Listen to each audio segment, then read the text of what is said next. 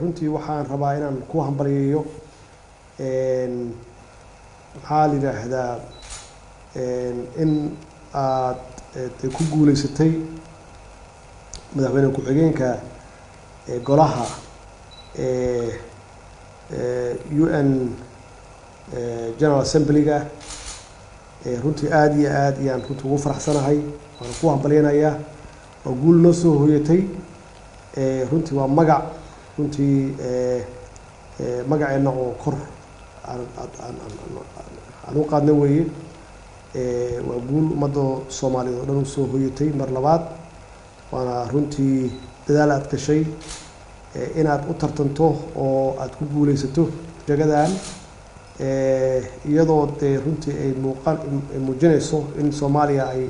nooshahay runtii soo noqotay magaceedii iyo sharafkeedii iyo sumcadeedii soo noqotay adigana aad runtii kaalin weyn ka qaadatay inaad dadaasho oo aan halkaas ka muuqano runtii waa kaga mahadcelinayaa ummadda Soomaaliyeed guud ahaan meel ay joogto waa kaga mahadcelinaysaa dadaalka aad ku jirto oo aad u gashay in magacii Soomaaliya uu ka muuqdo qaramada midoobay uu ka muuqdo waxaad kulley faahfaahin aad iga siin doontaa in aan apply gareynay in aan Security Council-ka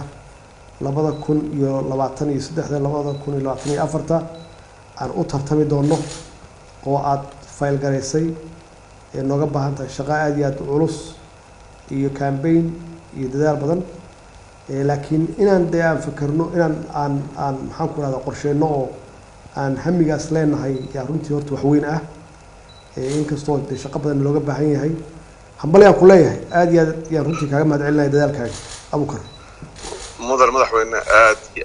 aad u mahadsan tahay waan ku faraxsanahay inaan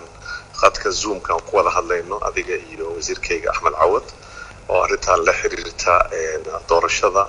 nolol doortay Soomaaliya inay ka noqoto madaxweyne ku-xigeenka golaha guud ee qaramada midoobay ama General Assembly-ga waana guul aan isleeyahay runtii shaqo waqti badan galay oo ilaa sanad iyo bar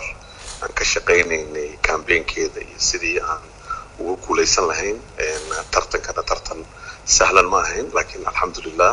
dadaalkeennii iyo iska warqabkeennii waxay noo sababtay inaan xilkaas aan ku guuleysano xilkaana sidaas sheegtay waa markii afaraad